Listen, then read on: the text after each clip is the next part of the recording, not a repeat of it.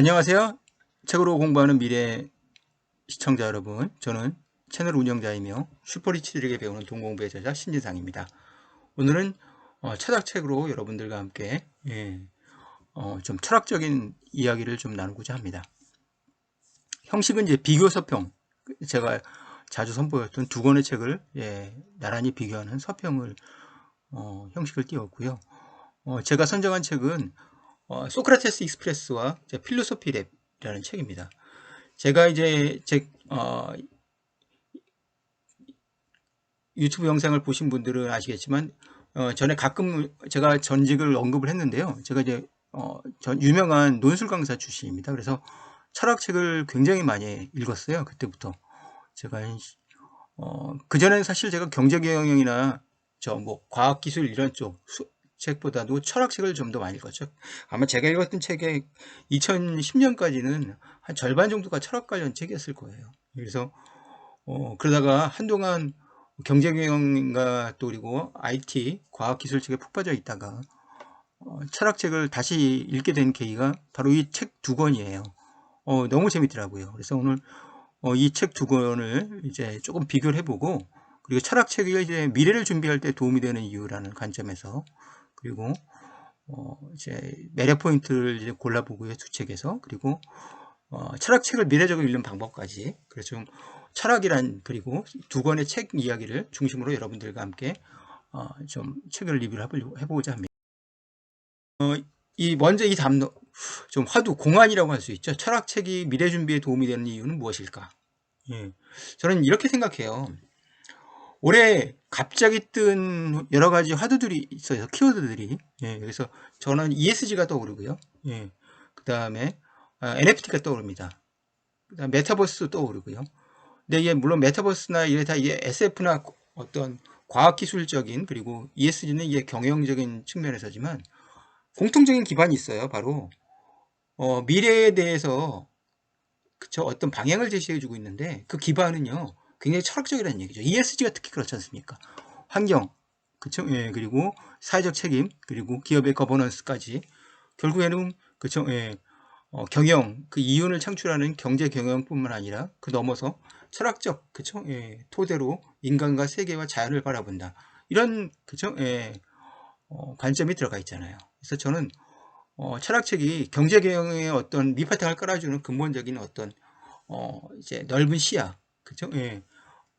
하늘에서 그죠? 넓게 바라보는 어때 조망할 수 있는 시야를 준다는 점에서 미래 준비에 큰 도움이 된다고 생각합니다. 또 한 가지 이유는요. 철학은 기본적으로 질문을 하는 그리고 질문에 대한 답이잖아요.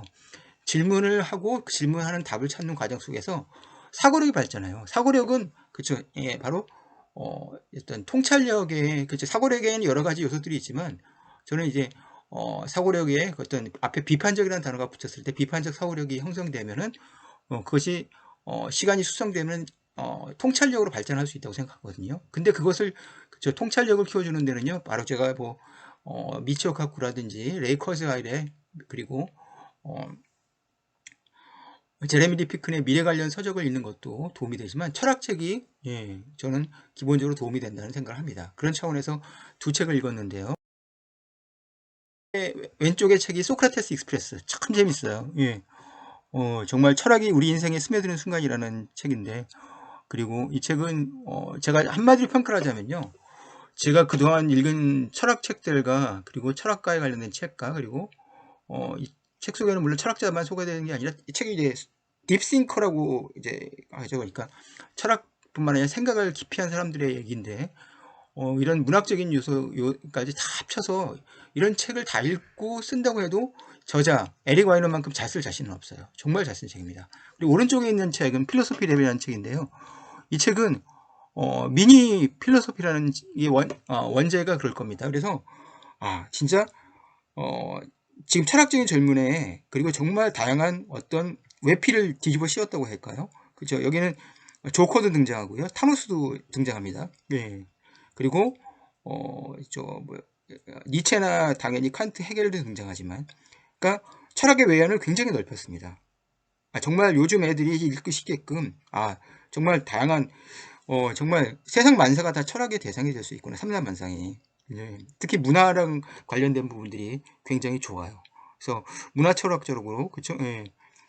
그리고 특히 저는 이제 요즘 NFT나 메타버스나 그쵸? 문화를 모르면은 이제 돈을 못 버는 세상이 됐다고 생각하는데 문화에 기반이 되는 문화 철학은 그쵸? 그 제가 어떻게 하면 이제 그쵸? 통찰력과 그쵸? 그리고 기본적인 배경 지식을 갖출 수 있을까라고 할 때 저는 강력하게 이 필로소피 랩이라는 책을 추천합니다. 에릭 와이너는 이 사람은 이제 63년생인데요. 이 사람은 뉴욕타임즈 기자 출신이거든요. 예, 그리고 철학자가 아니에요. 스탠퍼드에서 대학원에서 언론 저널리즘 전공했고 부인도 유명한 저널리스트였을 겁니다. 그리고 그리고 딸이 있어요. 딸이 소니아인가 그런데요. 책이 정말 정말 재밌는 이유는 책에 이제 소크라테스 익스프레스는 아시겠지만 이제 기차를 타면서 오전부터 정오 그리고 저녁까지 그리고 마치 하루 일과를 그쵸 기차로 여행하는 이런 다양한 장소를 여행하는 과정 속에서 여행을 하면서 철학자들은 여행을 하고 그쵸 주로 뭐 움직이면서 이동하면서 생각을 하잖아요. 생각을 하는 사람이지만 움직이면서 가만히 앉아서 생각하지는 않습니다. 예, 칸트도 그렇고 니체도 그렇고 산보를 통해서 여행을 통해서 루소도 그렇게 걸었다고 하더라고요. 예. 그러면서 여행을 하면서 느끼는 철학적 단상들을 그쵸? 예, 그 철학자의 고향에 그쵸? 예, 직접 가면서 그리고 중간중간에 그 끝내주는 거는 그 딸 소냐와의 철학적 담론이에요. 그 너무너무 재밌어요. 예, 진짜 압권 중에 압권은요 그겁니다. 니체의 영겁회기를 소개를 하면서 에릭 아이너의 딸은 그렇게 얘기하는 거예요. 그 영겁회기라는 건 무한반복됐다는 거잖아요. 똑같은 그죠? 예. 과거와 현재 미래를 그죠? 이게 어, 불교적 세계관이랑 좀 비슷한데 이게 조로아스터의 교회에서 불교는 윤회를 하더라도 다른 그쵸 육체를 통해서 다른 삶을 살지만 이제 니체는 예, 죽어서 그쵸 다시 태어나 가지고 다시 똑같은 삶을 산다는 거거든요. 예, 우주도 그런다는 거죠. 예, 그게 영겁회기 건데 그 얘기를 듣자마자 딱 아빠 그거는 소시오패스의 아이디어라. 그쵸? 예, 생각해봐. 내가 만약 그쵸? 예, 내가 그 연쇄살인마한테 내가 살인을 당하는 운명이라면은 아무리 내가 인생에 나 누리는 다른 기쁨이 있다고 하더라도 그 결정적 고통을 그쵸 예, 감내해낼 어떤 용기나 힘을 주지 못할 것 같아 이렇게 얘기를 하는데 진짜 그 아버지의 그 딸이더라고요. 그래서 에릭 와이너 책은 제가 한동안 그때 철학 그 아빠가 들려주는 교양이라는 책을 쓰면서 철학에 제가 좀 넘나들면서 그죠 논술이랑 같이 엮어서 어, 책을 썼던 기억이 한 십몇 년 전인데 그때 기억이 나더라고요. 그래서 정말 에릭 와이너의 책은 그쵸, 예, 정말 스토리텔링으로 그쵸, 예, 리스본행 야간 열차를 읽는 느낌으로 소설을 읽는 것처럼 스토리텔링을 끝내주는 책이에요. 그리고 톰슨인데요. 되게 젊은 사람이죠. 이 사람은 정통 철학자입니다. 옥스퍼드대 철학과 교수니까요. 예, 이 사람은 영국을 대표하는 신진 철학자고요.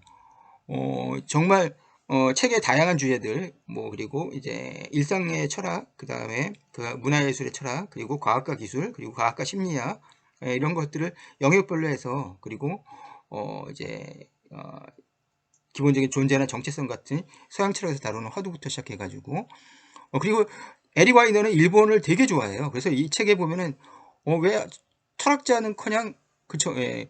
저도 이제 제가 이제 전공이 일본 문학이라 마쿠라노 쇼시를 그쵸 예, 제 대학 다닐 때 읽었는데 그 세이슈 나몽이라는 사람은 알긴 알죠. 근데 대다수 국내의 어떤 독자들은 전혀 모르는 인물일 겁니다. 예, 세이슈 나곤이 그렇게 이 사람 정말 일본을 자세히 알고 일본 문화의 어떤 정수를 잘 알고 있는 사람이라는 얘기를 할 수 있겠는데 어, 참 서양의 참 부러운 게 있어요. 서양의 어떤 이제 지식인들은요, 일본을 정말 되게 좋아하는 것 같아요. 이 자니 톰슨도 옥스퍼드를 대표하는 철학자면서 가장 대중적인 어떤 철학적 담론들을 풀었는데, 일본을 되게 좋아해요. 그래서 일본 얘기가 굉장히 많이 납니다. 예. 공자 얘기가 딱 한 편 나오고요. 나머지는 공자랑 그리고 간디 얘기 빼놓고는 전부 다 일본 관련된 일본의 선불교 얘기 그리고 예, 일본의 지금 와비사비라는 그죠? 예, 또 문화 개념 굉장히 그리고 여기저기 비유해서 그리고 사례로서 일본인 사례를 많이 들고 있어서 우리는 좀 부러운 현실이죠. 우리도 그런 세계적인 어떤 철학자들이 관심을 기울일 만할 정도의 지적 어떤 그런 문화적인 그런 사실 배경이 있는데 이런 것들이 진짜 BTS나 이제 그 오징어 게임 말고 우리도 고급 문화로서 서양 지식인들한테 다가가는 그런 것들이 필요하겠다는 생각을 해보고요. 자니 톰슨은 아주 재미있게, 그래서 즉 그러니까 이 하나의 질문에 하나의 답을 얘기할 때, 그 답을 얘기할 때는요, 항상, 그쵸, 철학적으로 풀어가는 게 아니라 역사도 얘기하고, 그쵸, 예, 그 다음 문화를 특히 많이 얘기하고, 대중문화를 얘기 많이 합니다. 영화 얘기도 많이 하고, 예, 그렇게 예술 얘기도 하고. 그러니까 저는 이 책에서 굉장히 많이 새로운 지식들을, 괴테가 생각할 때, 저는 괴테의 책을 많이 읽었어요. 젊은 괴테의 슬픔은 옛날에 읽었고, 그리고 이탈리아 기생들도 읽었고, 뭐 이제 파우스트는 여러 번 읽었을 겁니다. 예, 그 다음에 그리고 괴테가 쓴 괴테의 자서전도 있잖아요. 읽었고, 예, 그리고 시에 대한 어떤 철학을 관련된 책도 읽었고 한데, 제가 색채론은 책을 읽지 못했는데요. 괴테가 가장 좋아하는 자신의 최고의 걸작은 색채론이라고 하더라고요. 그래서 저는 이제 궁금해서 괴테의 색채론을 한번 좀 읽어보려고 하는데, 괴테는 사실은 자연과학에도 굉장히 많이 영향을 미치잖아요. 예. 그런 면에서 자니 톰슨이라는 사람은 제가 몰랐던, 제가 그때 그런 영역들을 제가 아직도 공부해야 할 부분들이 많다는 사실을 알려준 점에서, 나이는 제보다 훨씬 어려 보이는데 굉장히 저한테 많이 지적으로 어떤 뭐랄까 자극이 되었던 그런 저자였습니다. 예전에는 참 논술이 그릴 때가 있어요. 참 저도 2004년부터 한 2010년 초반까지 논술 강사로 즐겁게 일을 하면서 돈도 벌고 했는데, 지금은 학생부 종합 그리고 입학사 정관제 예전에 그쵸? 예, 그렇게 그 다음에 다시 이제 수능 위주로, 예, 다시 정시가 강화되는 이즘에 사람들이 이제 청소년들이 책을 잘 안 읽어요. 옛날만큼 많이 안 읽습니다. 그래서 그리고 예전엔 논술 때문에 삼국지를 비롯해서 예, 책도 많이 읽었잖아요. 근데 지금의 이 책들이 굉장히 많이 팔리거든요. 소크라테스 익스프레스는 판매 지수가 30만이 넘고, 그리고 필로소피 랩도 판매 지수가 5만이 넘어요. 예, 그 정도 철학책이, 물론 이제 쉬운 책들이고 재밌는 책이기 때문에 팔리겠지만, 사람들은 왜 요즘 철학책을 읽을까? 왜냐하면 경제경영이나 투자 재테크 책은 이제 사실은 이제 기술이잖아요. 예, 좋은 기업을 발굴하는 기술, 매매 타임을 기술적인 책이고, 그리고 이매 작가나 김추엽 작가라든지 판타지 문학들은 좀 현실, 그렇죠? 예,를 벗어날 수 있는 어떤 그죠? 잠깐, 그쵸? 예, 현실에서 벗어날 수 있는 그런 어떤 마약을 준다고 할까요? 뭐 그런 좀 부정적인 얘기를 한다고 할 수 있는데, 좀 이렇게 아직 소크라테스 익스프레스는 철학을 전공한 사람이 아니고, 그리고 필로소피 랩은 이제 사실 딱딱한 철학을 당위정을 입힌 거기 때문에 좀 쉽게 쓴 책이긴 하지만, 좀 이런 심오한 철학책을, 물론 예전에는 위기철 씨의 책이 굉장히 많이 팔리던 시절도 있었지만, 지금 2021년 이후에 읽게 되는 이유는 뭐냐면요, 그쵸? 예, 뭔가 아쉬움이 있는 겁니다. 제가 볼 땐 투자 재테크나 판타지로 소위 말하면 이제 2021년에 한국이 정리될 것 같지만, 그 빈틈의 틈새는 있는 거예요. 정치를 하는 사람에 대한 불만이든지, 아니면 기업을 운영하는 사람들에 대한 불만이든지, 아니면 지식인 전체에 대한 불만이든지, 엘리트에 대한 불만이든지, 그죠? 예, 뭔가가 부족합니다. 그죠? 예, 그래서 그 1%가 2%가 철학이라는 생각이기 때문에 사람들이 책을 지금도 읽는 거라는 생각을 하고요. 이제 매력 포인트, 소크라테스 익스프레스의 매력은 저는 그렇게 생각해요. 딱 두 가지다. 진짜 기차 여행과 철학이 이렇게 잘 어울릴 수도 있구나. 두 번째는요. 그리고 아버지는 그쵸? 예, 최고의 베스트 프렌드고, 그쵸? 예, 그리고 최고의 어떤 직접 자극제이면서 행복은 딸과의 대화라는 것이, 그쵸? 저는 소크라테스 익스프레스의 최대의 매력이라고 생각하고요. 포인트는 무엇이라는 질문에는요, 저는 똑똑해지는 겁니다. 예. 하나하나 질문을 통해서, 화두를 통해서 어떤 그쵸? 자니 톰슨이 생각한 답을, 그쵸? 물론 그것이 어떤 이제 논술 시험이라든지 아니면 바칼로레 시험의 정답 같은 그런 건 아니에요. 하나의 생각, 하나의 틀과 하나의 방법론을 제시하는 거지만, 굉장히 지적으로, 그쵸? 예.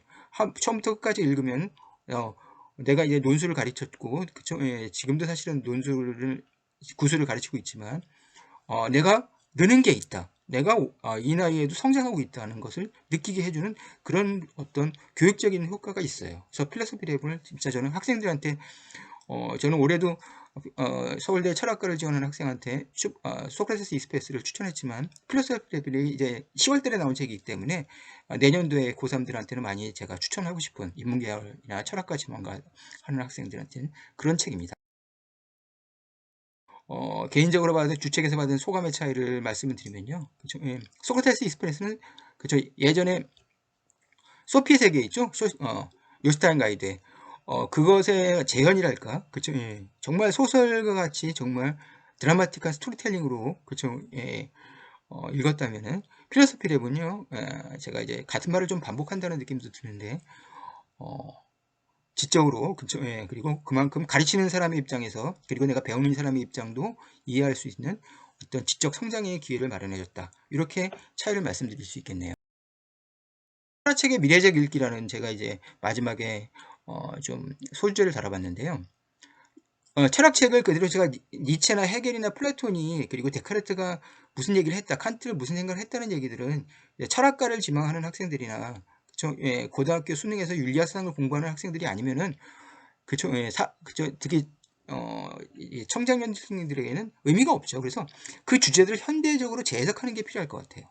그리고 상상력을 발휘하는 것도 도움이 될 것 같습니다. 지금 그들이 환생했다면, 즉 니체가 다시 태어났다면 인류의 미래를 위해 무엇을 고민할까? 영겁획이라는 말을 만약에 그쵸 니체가 와서 지금 와서 떠들고 다니고 많은 사람들이 혹한다고 하면요, 많은 사람들은 정말 살고 싶지 않을 겁니다. 이 지겨운 인생, 사실은 보면 점점 더 사실은 행복과 거리가 멀어지잖아요. 그러니까 뭐 그들이 특히 니체라든지 이런 사람들이 어떤 100년 전의 세상에서는 전혀 생각하지 못했던 우리가 어떤 부와 그쵸, 예, 그런 기술의 발전을 그쵸, 예, 결과물들을 누리지만 어떤 정신적인 행복이나 이런 쪽은 오히려 퇴보한 측면도 있고 그런 면에서 어떤 등에 얕은 역할을 그런 할 것 같고 그리고 환경 문제에 대해서 조금 더 그쵸 예, 그 어떤 강조를 할 것 같고 그렇게 이런 식으로 상상의 나래를 펴면서 상상력도 키우고 통찰력도 키우는 것이 철학책의 미래적 일기가 아닌가 하는 생각을 해봅니다. 네, 이제 마치고요. 내용이 도움이 되셨다면요, 좋아요와 구독 부탁드리겠습니다. 감사합니다.